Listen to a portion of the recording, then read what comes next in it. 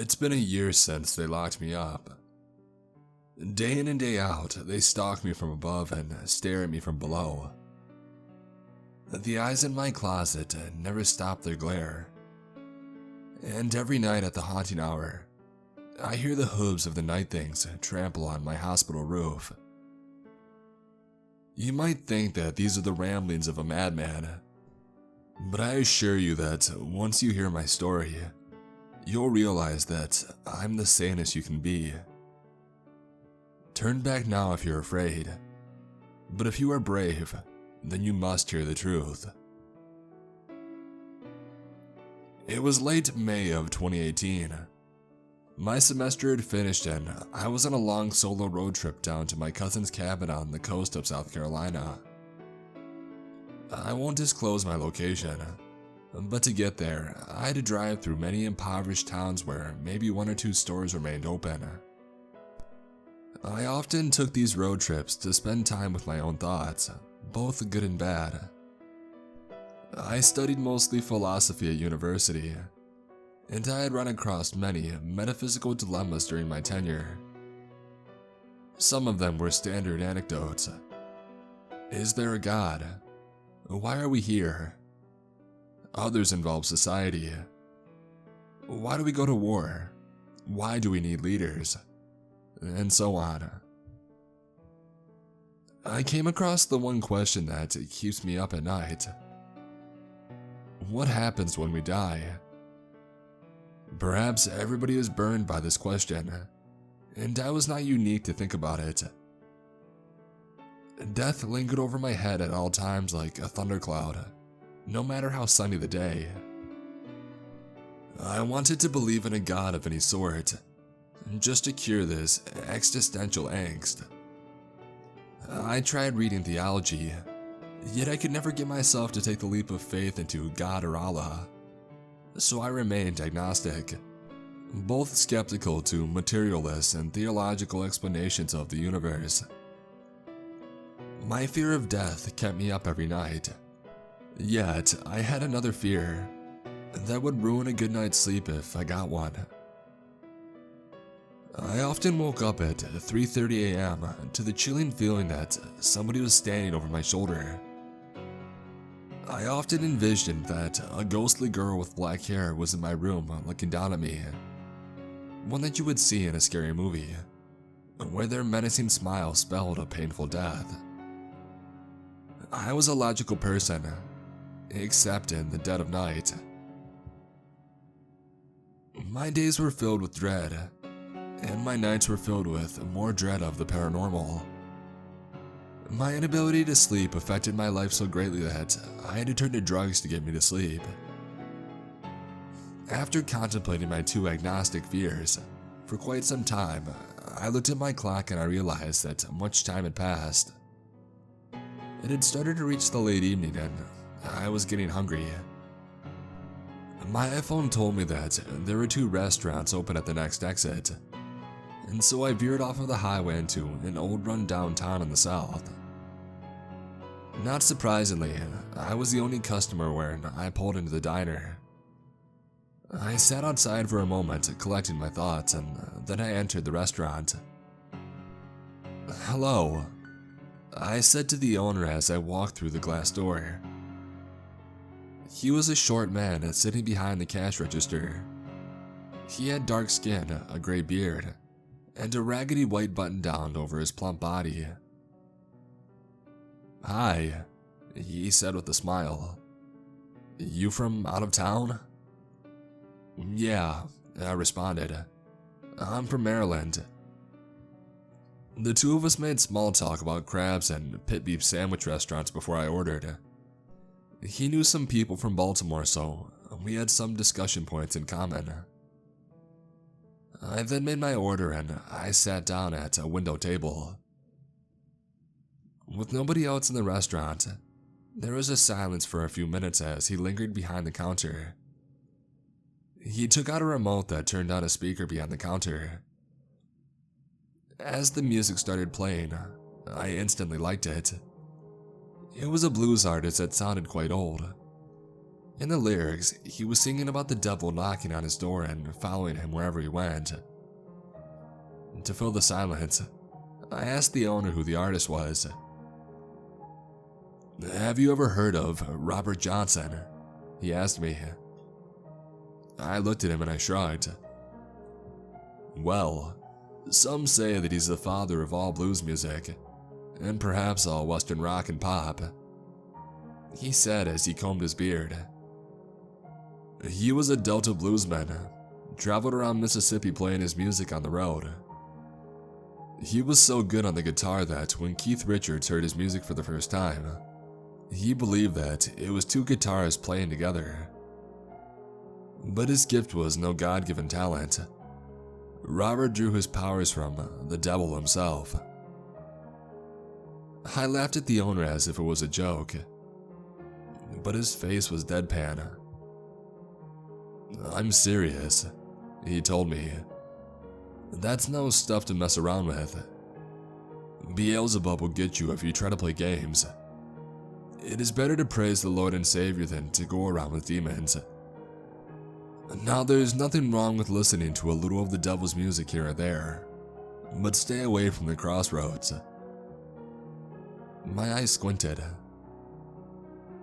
Old Robert Johnson went down to the Crossroads outside of town and met the devil at midnight. Satan tuned his guitar, and Robert became the best blues musician around. But that came at a price: his soul. I tried not to laugh at what he was saying, so I just nodded my head politely. "You don't believe me, that's fine," he said with a scoff. "If you know everything, then why don't you go down to the old Crossroads next to the town south of here? It's a ghost town, but people didn't leave because of the economy. People left because that town is demonic." My egotistical self decided to take on the challenge. "Direct me to that town. I'll stand at the Crossroads and I'll wait for the devil. If he comes, then I'll come back here tomorrow and I'll apologize for my smugness." I said this jokingly, not really intending to follow through. The store owner got angry and then took out a piece of paper to write some things down. When he was finished, he handed me a piece of paper. "Don't say that it didn't warn you. Directions to the Crossroads." I finished my dinner and I left the diner as the sky was creating colors of orange, red, and purple. I took the old man's directions to the highway, and I drove for a while as the sunset kept me company. For no reason whatsoever, I was intrigued to see this ghost town and find the Crossroads. I took his directions, hopped in my car, and I drove. The normal person might wonder who in their right mind would do this, but I am no normal person. Yet even I questioned why the hell I was doing this. Who in their right mind would take an extended detour to prove some poor old man wrong? I thought that maybe I should just turn around and finish my trip to my destination. I have the whole week though. The cabin isn't going anywhere. A crazy thought then occurred to me. What if the devil actually existed? What would I do if I met him? Would I try to make small talk? Can he take your soul without permission? What if I just wanted to talk?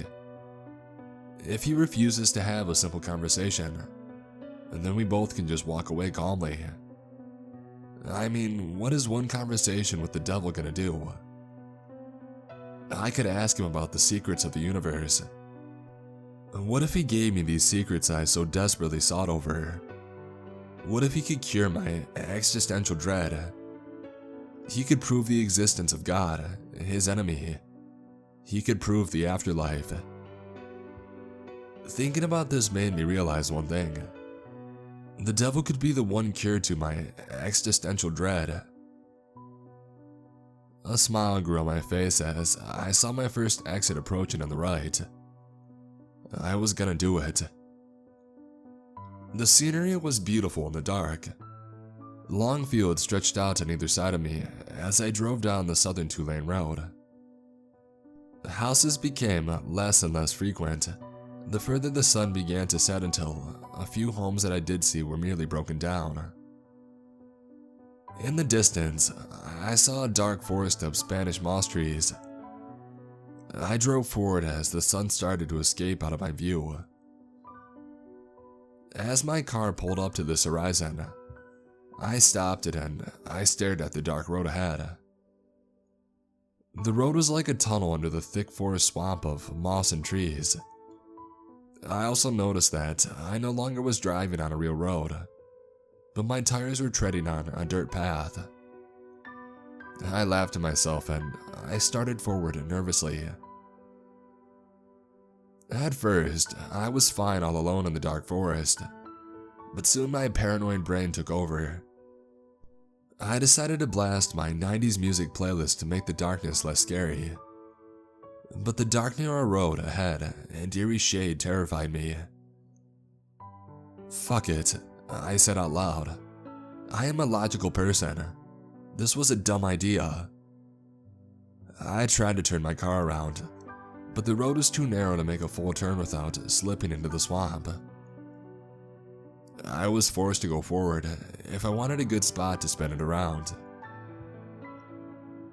As Tub Thumpin' by Chumbawamba came on, I passed the first sign of human life for miles, an old southern cemetery. The tombstones were illuminated by the now faint moonlight above. I tried to turn my car around with little success on the graveyard's parkway, but the cemetery gates prevented me from making a complete turn. Forward was the only direction that I could continue. My Chumbawamba became fainter and fainter, until I realized that I was out of the range of cell service. I stepped on the gas as my adrenaline pumped through my shaking body. The swamp was so silent. I thought at least some frogs or bugs would be chirping, but nothing made a sound. In the silence, my brain turned every branch and rock around me into a figure. On either side of the road, I made out tree limbs that looked like claws. Pale rocks resembled the face of a creature of the night. Almost everywhere that I looked, I could see something trying to get me. I stopped my car finally to examine my surroundings, and as my logical mind expected it was nothing but trees, rocks, and shadows. I pulled forward into the night and I continued my journey. As I saw the clearing ahead, I knew that I had arrived at my destination. I sped my car up and I came across another long field that seemed to stretch to the left and to the right farther than the forest. I don't think I could see anything but grass and broken farmhouses for miles.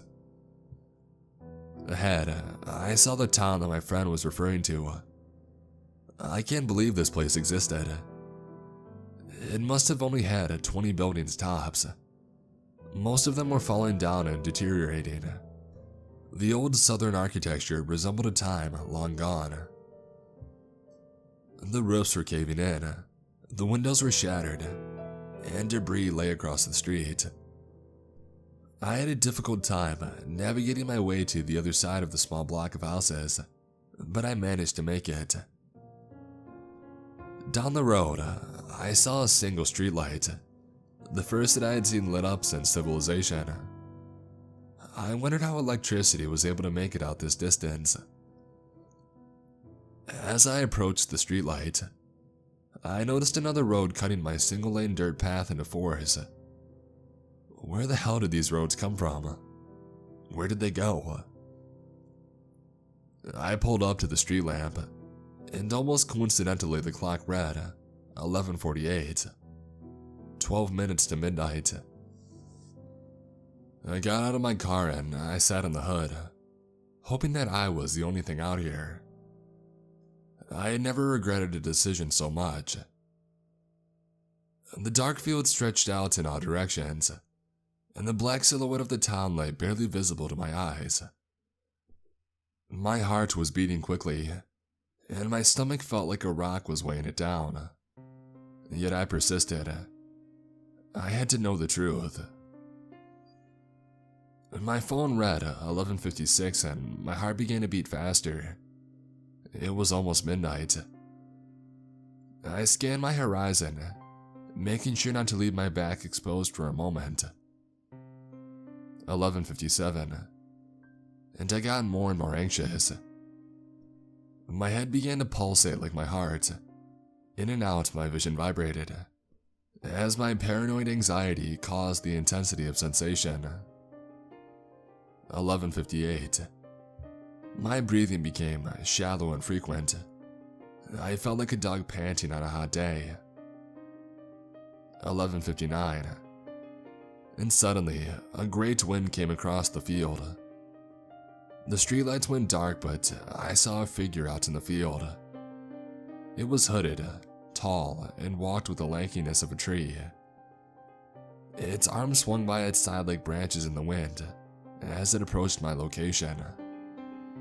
I froze. The figure approached the street lamp and its face came into view. It was gaunt and pale, yet not entirely inhuman. It looked like a human who had been starved and deprived of sunlight.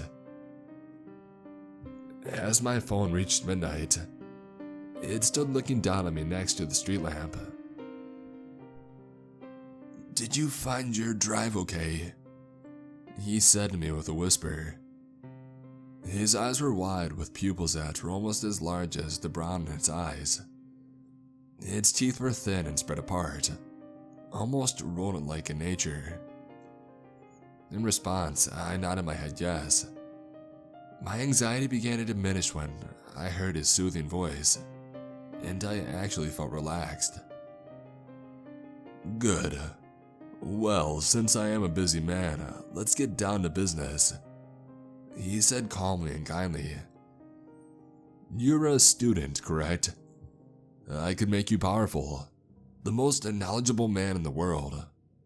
Or I could give you money. I have many friends of old money.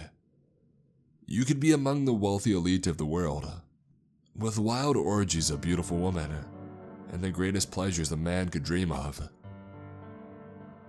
I stuttered for a moment, but was eventually able to spit out, "I do not wish to exchange anything with you. If you would be willing, all I want to do is talk." He looked puzzled, and he scrunched up his face almost cartoonishly into a glare.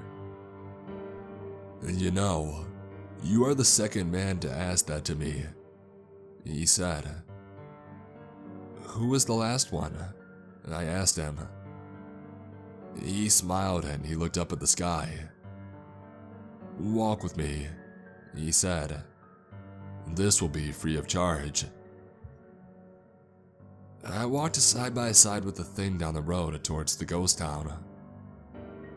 "Are you Satan?" I asked him as we strolled.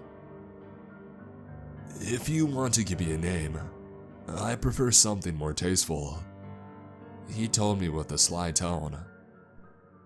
"What about Anthony?" I said without thinking. Yes, Anthony will do," he said. "And if thinking of me as the devil makes you understand me, and then that's fine for the moment."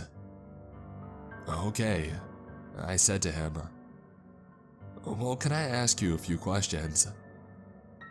"Go ahead," he responded. "Does God exist?" I said instantly. "That's difficult to answer. Ask me something else." Confused, I asked him another question. "Why are we here?" "Look," he said to me angrily. "I can't just give you these answers for free. You either need to sell me something of yours or earn your way to these answers. What are you, 20, 21? You have never experienced anything, and your thinking has been shallow your entire life. You're earthly. If you were more in touch with yourself, then I wouldn't have offered you earthly knowledge or wealth in the first place." I stop, not knowing what to say. We keep walking for a while. I try to think of a more particular question to ask him, yet a train of thought comes to my mind. If you exist, whatever you are, there must be something out there other than humans. Something metaphysical. Maybe that is God. Maybe that's something else. We must then have a purpose for being here. And since you are from this realm, you must possess this knowledge. And so I guess all I can ask you is, how can I earn the right to know? He stopped walking.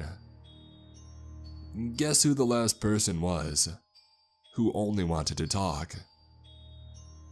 Throwing out a random guess, I said, Jesus, because in the Bible he was in the desert for 40 days or something. You're smarter than I took you for, he stated. Then God must exist, if Jesus was able to talk with you, I exclaimed. Patience, Anthony said coldly. Just because the pieces fit doesn't mean they complete the picture of the puzzle. I walk again and I think, Jesus wanted to know. I stated plainly. That means he must have felt the same existential fear that I did. Jesus was no God when he first came to me, but when he left, he knew how to become one. I became silent, completely puzzled by this assertion. We continued walking for quite some time. Eventually, we arrived at the ghost town and Anthony said to me, I think I know a way to explain this to you. Look up into that window. I looked as he said. If you stare long enough into that window, the ghost of a young girl will appear. My heart began to beat again, faster and faster. Don't look away, he said sternly. It is important that you brave your fear and look into the eyes of this young girl. I was so terrified that I almost fell to the ground. Again, my head began to pulsate and my stomach drop. I could feel the anxiety building in me slowly and slowly. Glaring into the dark, I could start to make out a face. No, that was an illusion. Was it? It can't be. As more and more of a facial resemblance began to appear, I got to more and more paranoid. It got to the point where I was certain that my heart was about to explode. And then it appeared. It was her. The ghost girls of the movies. Dark black hair covered her face, and her eyes stared at me through her long locks. She was not real, Anthony said to me, until I told you she was. You created her? I said to him. No, you did. He responded with a laugh. It's about time somebody else bared the burden of the truth. Last time I revealed the truth, I was almost destroyed. But you are weak. You are the perfect bearer to the truth. My body freezes up again. No longer can I take a step and I fall to the ground. His body extends, feet over my head, and bends over me like an arch. He begins to speak in a louder voice. His voice sounds like an old man with a death gurgle. I grabbed my chest as I stared up at this demonic figure, trying to keep my heart from exploding. Humans are the most prior beings in the universe. They are the only organic life forms that are developed enough to hold a part of the universal field. I try to respond, but my fear leaves me gasping for air. All creation came and emanates from this field. This universal field is from where all matter and intelligence is derived, and humans are able to reach it in their minds, for human intelligence has an immense capacity. Whatever a human believes has influence in the universal field. I was able to spit out a sentence. we have the ability to create and destroy. No, he says to me with a growl. Whatever you believe can influence the world around you. Your perception of the world can incrementally govern how the world works. I was more confused than ever at this moment, so he elaborated. I told you that there was a ghost girl in that house, and you began to fear that it was true. Through this fear, you were able to believe it. And this belief slowly brings this being into existence. When you leave this earth and nobody else believes it, then the girl will no longer exist.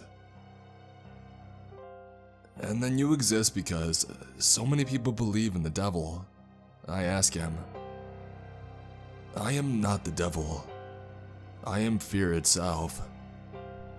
FDR was wise to say that I'm the only thing you should fear because, besides the universal field, I am all that there is.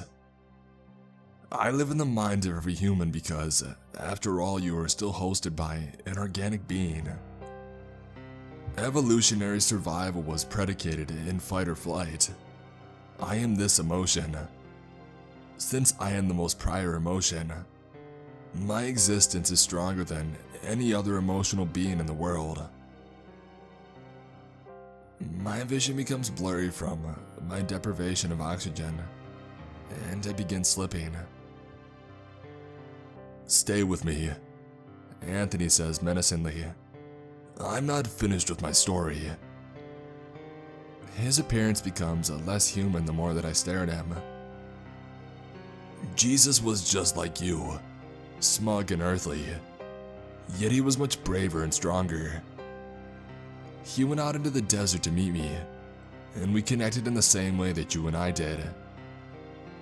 He insisted that he wished to know the truth, so I told him, thinking I could corrupt him in the way that I'm going to corrupt you. I explained that fear is the most powerful of all emotions, and it could cause somebody to believe in something much easier than love or passion. He disagreed, and he became my mortal enemy from that day. He was supposed to be my puppet, but he made the God from the Old Testament no longer my slave of fear. He unified one religion and spread it throughout the Roman Empire to make it strong. Muhammad did the same, as well as any evangelical who spread a faith. Before Jesus, I had this old guide creating massive floods and smiting people with plagues. But Jesus made everybody believe that God was one thing: love. One of my greatest tools to fear no longer was by my side. Many people believed that God's love was more powerful than evil, and he became more powerful than my mechanisms of fear. This is only because Jesus and others were able to use love to make the masses believe. The unified belief of millions was able to bring such a powerful being into existence. I became known as Satan, but I have gone by many names. For years, I was powerless. I existed in superstition and art. The Greeks manifested me as the Titans. The Middle Ages manifested me as dragons and the ghosts of folklore. I existed in the early Americas as witches and vampires. I played my part, sure. I took the soul of Foster, your bluesman, Robert Johnson. I was able to trade for their souls. But what I really sought after was their undying trust in superstitions. Robert was able to bring my glorious hellhounds to life in Mississippi. And when the hounds ended him, all the legends of his death only strengthened their existence. As you can see, I slowly and surely worked my way back. I created the Age of Enlightenment and reason to kickstart my plans. Eventually, my power transferred back into the metaphysical, and God became weak. As fewer people believed in the Christian God, or Allah of the Muslim faith, or Yahweh of Judaism, I was able to work again. All gods, both Eastern and Western, became weaker and weaker, and I became stronger and stronger. In today's society, It is my time to take over permanently. You will be my mechanism now that you know the truth. One thing that I like about you is that you are creative. Your paranoid mind will bring many beings into physical and metaphysical existence. You will in turn be the bearer of eternal fear to Earth. I will consume the world.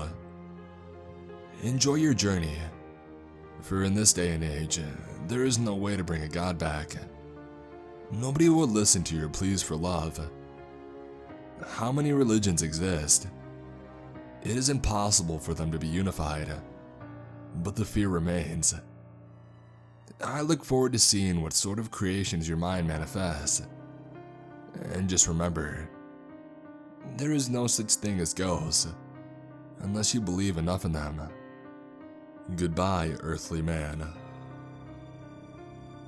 He strained his posture and then stared up at the sky for a moment, and then turned around and walked away. Within a few seconds, he had disappeared into the dark. I was alone with my thoughts. Several stories above, the ghost girl stared down at me. I slowly got to my feet and I began my return to the car. Out in the field, I heard a noise. What could it be? I started sprinting to my car. I swore that I heard something walk behind me. All I could do was try to clear my mind of fear. I couldn't envision anything in my haze. As I approached my car, I had to get my keys out of my pocket, and my vision became clear. In my mind's eye, a horrible image came to my view. A pale, human-like creature, slender and eyeless, was stalking me from behind. "Shut up!" I screamed to my mind. I got into my car as my heart was racing incredibly fast. I locked the doors and I dared not look up into the street. The logical part of my mind no longer existed, and my fear consumed me. After Anthony's revelation, I knew what was out there. Paranoid, I looked out of my rear window. There it stood at a distance, the creature of my nightmare. A white-skinned creature, slowly making its way to my car. Its gaunt skin hung from its body as it blindly limped in my direction. I sat for a moment, letting my fears fester. Anthony had cursed me. I never should have listened to that stupid old man. It was he who brought his affliction on me. Anthony preyed on his belief to send me out here. I stepped on the gas as the thing fell off my windshield and I drove to the woods. It occurred to me that these trees are no longer safe, for all of my fears will come true, and my logic can no longer protect me. I pulled my car to the edge of the forest and I sat there in silence.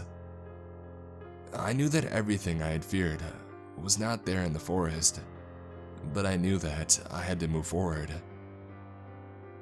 I will not repeat what I found in that forest, but all I will say is that the armies of hell would bow at the sight of these entities. The creativity of my mind is my enemy now. The authorities found me the following day with a busted car and a babbling consciousness. Now, day in and day out, whenever I get a chill in my spine that something is sitting behind me, and then that something is. I have brought thousands of creatures and demons in this world, and I have my whole life ahead of me. Anthony has won, for the God that was created by belief is no longer as strong as the forces of fear. It won't be long until the world is consumed by darkness. I would end it all, but I didn't get a chance to ask Anthony what comes after this life. I am sorry.